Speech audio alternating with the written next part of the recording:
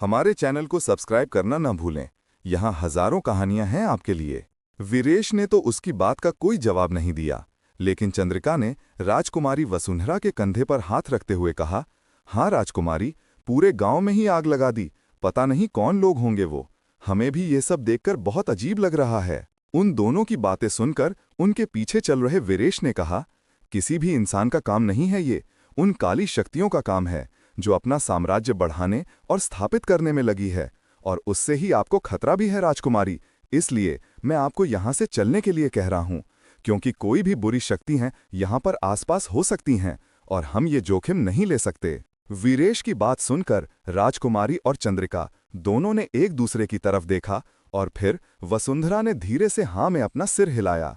वीरेश ने उन्हें वहां से दूर दूसरी तरफ चलने के लिए कहा और अपने रक्षक दल के सारे लोगों को वहां पर ही छोड़कर वो वसुंधरा और चंद्रिका के साथ आगे बढ़ गया। और उस गांव से दूर आते हुए उन तीनों को पता ही नहीं चला वो दोनों जंगल की तरफ आ गए थे और अब तक रात हो चुकी थी। वीरेश ने आवाज लगाई, राजकुमारी रुक जाइए, वापस चलिए। हमें जंगल में ज्यादा अंदर नहीं जाना चाहिए, क्योंकि अंधेरा काली शक्तियों का दोस्त होता है और हमारा दुश्मन। ऐसे में हम उनका पता नहीं लगा पाएंगे। राजकुमारी ने वीरेश की बात पर जरा भी ध्यान नहीं दिया और वो उसी तरह लापरवाही से आगे बढ़ते हुए बोली, कोई खतरा नहीं है मुझे यहाँ पर। तुम बेवजह ही परेशान हो रहे हो। बस थोड़ी देर और फिर तो हमें वापस ही जाना है। फिर पता नहीं कब बाहर निकलने को मिलेगा।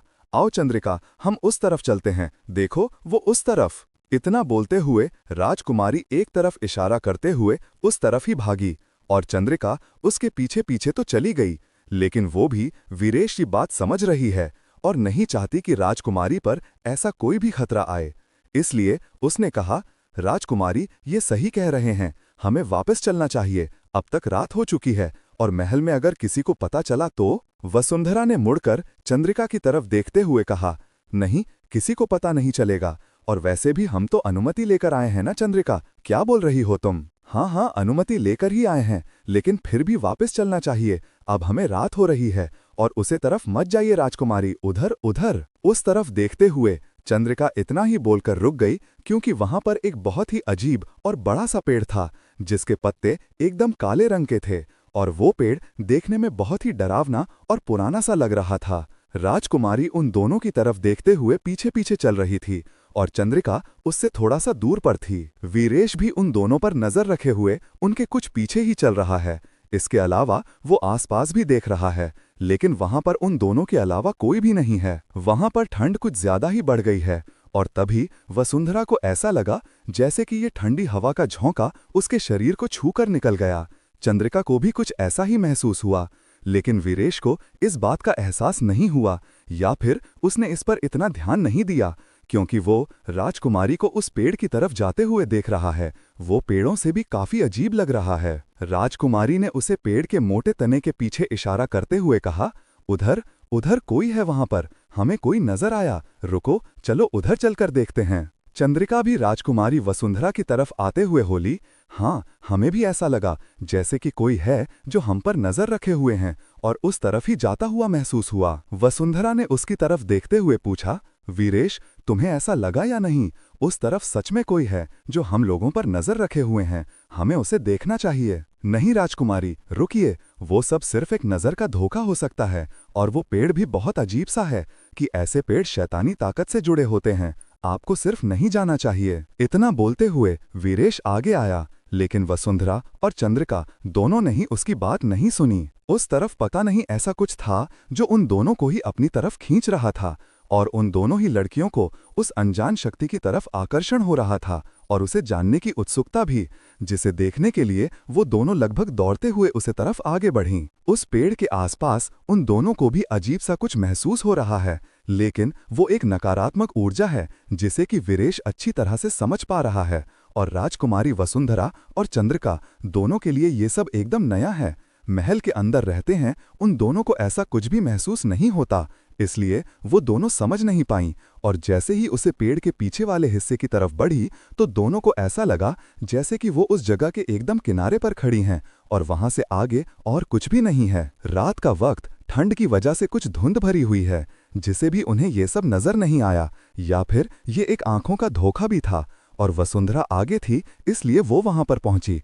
उसका पैर एकदम ही लड़खड़ाया और वो संभल नहीं पाई। वो वहां पर गिरने ही वाली थी कि तभी चंद्रिका वहां पर पहुंच गई और उसने राजकुमारी का हाथ पकड़ लिया और तेज आवाज में चिल्लाई, राजकुमारी। उन दोनों की तेज आवाज सुनकर वीरेश भी दौड़ते हुए वहां पर आया और उसने देखा कि राजकुमारी उसे गहरे गड्ढे में गिरने वाली है, जो कि देखने में नजर भी नहीं आ रहा और उस पेड़ के तने के पीछे था। वीरेश ने जैसे ही ये देखा, उसकी आंखें हैरानी से फटी की फटी रह गई। वो बहुत घबरा गया। वो एकदम से भागते हुए राजकुमारी को बचाने के लिए आगे आया और उसने राजकुमारी का दूसरा हाथ पकड़ लिया, क्योंकि एक हाथ पहले ही चंद्रिका ने पकड़ा हुआ था और वसुंधरा वहां पर उस गड्ढे में लगभग गिरने ही वाली थी। कहानी जारी रहेगी। हमारे चैनल को सब्सक्राइब करना ना भूलें। यहाँ हजारों कहानियां हैं आपके लिए। आह चंद्रिका, बचाओ हमें, बचाओ, हमारा हाथ छूट रहा है। उस गड्ढे में फिसलकर गिरते ही राजकुमारी वसुंधरा ने बहुत ही तेज आवाज में चिल्लाया। राजकुमारी पूरी तरह से उस गड्ढे में गिर पाती उससे पहले ही चंद्रिका ने जल्दी से आगे जाकर राजकुमारी का हाथ पकड़ लिया है, लेकिन वो उसे ऊपर नहीं खींच पा रही है। और चंद्रिका को ऐसा लग रहा था जैसे कि राजकुमारी के साथ वो भी उसी गड्ढे में गिर जाएगी। और उन दोनों को ही ऐसा लग रहा था जैसे कि कोई अनजानी शक्ति उन दोनों को ही उस गड्ढे में खींच रही है। वो गड्ढा भी ऐसा था जो कि दूर से देखने पर नजर नहीं आ रहा। वो एक तरह का भ्रमजाल था और अभी भी उसकी लंबाई, चौड़ाई और गहराई समझ नहीं आ रही। लेकिन राजकुमारी के पैर पूरी तरह से उसके अंदर लटके हुए थे और ऐसा लग रहा था जैसे वो किसी खाई में लटकी हुई है। और चंद्रिका को भी ऐसा लग रहा था जैसे कि वो किसी पहाड़ी के किनारे पर एकदम पहुंच गई है, जबकि अभी कुछ देर पहले तक तो वो दोनों जंगल के बीच में मौजूद उसे पेड़ के आसपास ही थे। राजकुमारी के चीखने की आवाज सुनकर वीरेश जल्दी से भागकर उन दोनों के एकदम करीब आ गया। उसकी आंखों के सामने ही ये सब कुछ हुआ, लेकिन फिर भी वो एक पल के लिए जैसे सब कुछ समझ नहीं पाया। हाथ दीजिए अपना राजकुमारी, इधर मुझे दूसरा हाथ। वीरेश ने चंद्रिका से भी ज्यादा आगे जाकर एकदम झुकते हुए राजकुमारी के सामने अपना हाथ बढ़ाया, तो राजकुमारी ने अपने दूसरे हाथ से उसका हाथ भी पकड़ लिया। और फिर चंद्रिका ने वसुंधरा का जो हाथ पकड़ा हुआ था उस पर भी वीरेश ने अपनी कसकर पकड़ बनाई और चंद्रिका से कहा, आप पीछे हटिए। उसकी बात सुनकर चंद्रिका वहां से पीछे हट गई, क्योंकि उसे पता था अगर वो बीच में रहेगी तो वीरेश राजकुमारी को ऊपर की तरफ नहीं खींच पाएगा। लेकिन चंद्रिका जैसे ही पीछे हटी वो संभल नहीं पाई, क्योंकि उसका ध्यान राजकुमारी वसुंधरा की तरफ ही था। इसलिए जब वहां से हटते हुए वो थोड़ा सा भी पीछे हुई तो उसे समझ नहीं आया कि वहां पर भी एकदम किनारा था और वो एकदम ही उस जगह से नीचे गिर गई। गिरते ही उसने तेज आवाज में चिल्लाया, लेकिन उसकी आवाज वीरेश और वसुंधरा में से किसी को भी सुनाई नहीं दी, क्योंकि उसके चारों तरफ एक अदृश्य घेरा बन गया था जो कि किसी को भी दिखाई नहीं दिया। और किनारे से फिसलकर गिरते ही डर की वजह से चंद्रिका ने कसकर अपनी आंखें बंद कर ली और मन ही मन भगवान से खुद को बचाने के लिए प्रार्थना करने लगी। वीरेश इस वक्त वसुंधरा को ऊपर खींचने में लगा हुआ है, लेकिन वो उसे खींच नहीं पा रहा है। उसे समझ नहीं आ रहा है क्यों, क्योंकि वसुंधरा की लंबाई चौड़ाई भी उस कम है और वजन भी, वह उसके वजन की आधी होगी। लेकिन फिर भी इस वक्त जैसे उसे लग रहा है कि वह बहुत ज्यादा भारी और बहुत नीचे की तरफ हो गई है। वह उसे अपनी शारीरिक शक्ति के बल पर ऊपर नहीं खींच पाया, तो उसने अपनी आंखें बंद की और अपनी दिव्य शक्ति का प्रयोग करने ही वाला था कि तभी उसे एकदम से एहसास हुआ जैसे कि कोई उसे भी पूरी तरह से अपनी तरफ खींच रहा है, जिससे वो अपनी शक्तियों का उपयोग नहीं कर पा रहा, क्योंकि इस बात से उसका ध्यान बट रहा है और अपनी शक्तियों का उपयोग करने के लिए उसे अपना ध्यान एकदम एकाग्र करना पड़ता है। वीरेश, हमारा पैर किसी चीज में फंस गया है और वह चीज अंदर की तरफ नीचे मुझे खींच रही है। मेरा हाथ छूट रहा है। वसुंधरा ने तेज आवाज में चिल्लाते हुए वीरेश का ध्यान अपनी तरफ करते हुए कहा। वीरेश ने तुरंत ही बाकी चीजों के बारे में सोचना छोड़कर अपना हाथ थोड़ा सा और नीचे की तरफ किया। वो वसुंधरा का हाथ एकदम कसकर पकड़े हुए हैं, लेकिन तभी उसने नीचे की तरफ देखा तो वो पेड़ जिसके नजदीक वह दोनों थे, अब वह एकदम अजीब सा लग रहा था और उसकी जड़ एकदम ही बढ़ती हुई वसुंधरा के पैरों के चारों तरफ कसती जा रही थी और दूसरी तरफ से वीरेश के पैरों में भी बहुत ज्यादा एकदम से लिपटी हुई जा रही थी, जिससे कि वह अपनी जगह से आगे नहीं आ पा रहा और वसुंधरा को वो जड़ें नीचे की तरफ खींच रही थीं। अपने पैरों के चारों तरफ उसे पेड़ की जड़ों को घेरा बनाकर कसते हुए देख वसुंधरा ने तेज आवाज में चिल्लाया, ये सब क्या हो रहा है वीरेश, बचाओ हमें। इसी बीच राजकुमारी के पैरों की एक पायल निकालकर वहां पर उन जड़ों के बीच गिर गई। लेकिन इस वक्त पायल या किसी भी जेवर का राजकुमारी को कोई ध्यान नहीं था, क्योंकि उसकी जान पर बनी हुई थी और उसे वहां उस गड्ढे से ऊपर खींचने की कोशिश में वीरेश भी एकदम पसीने से तर हो गया था, क्योंकि वो अपनी पूरी ताकत लगाकर भी वह राजकुमारी को ऊपर खींच नहीं पा रहा, जबकि वह पूरी कोशिश कर रहा है और अब अपने शरीर पर भी उसे वो जड़ एकदम कसती हुई सी महसूस हुई।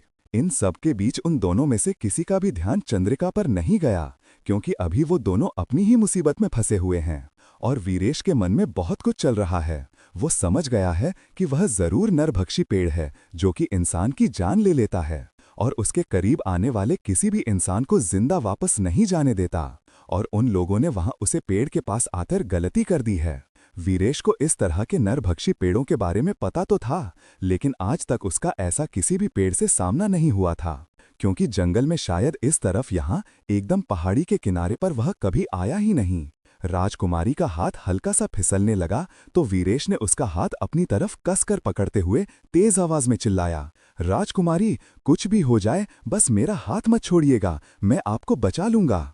राजकुमारी में बहुत ज्यादा घबराई हुई आवाज में कहा, जल्दी करो वीरेश, हमारा पैर नीचे बहुत बुरी तरह से फंस गया है। और क्या हो रहा है ये सब, क्या तुम इसी खतरे की बात कर रहे थे?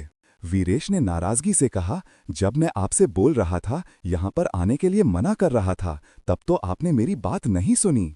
राजकुमारी उसी तरह घबराई हुई आवाज में बोली, अच्छा ठीक है, हमारी ही गलती है, बाद में डांट लेना, लेकिन अभी बचाओ, ऊपर खींचो हमें। राजकुमारी की बात सुनकर वीरेश ने फिर से अपना पूरा जोर लगाया और राजकुमारी को ऊपर खींचा, लेकिन राजकुमारी का पैर नीचे पेड़ की जड़ों में बहुत बुरी तरह से फंसा हुआ था और पेड़ की जड़ें उसके पैर पर और भी ज्यादा कसती जा रही थीं। इसलिए वीरेश ने अपनी आंखें बंद की और अपने बदन को एकदम ढीला छोड़ दिया, क्योंकि इस तरह के नरभक्षी पेड़ से बचने का यही सबसे आसान तरीका होता है। और फिर उसने अपने मन में एक मंत्र को बुद्ध बताया, जिसकी वजह से उसके आसपास वहीं सुनहरी रोशनी निकली, जो उसके पैरों के पास उन जड़ों के और उसके पैरों के बीच में आई और वो जड़ एकदम ही वापस पीछे चली गई। कहानी जारी रहेगी।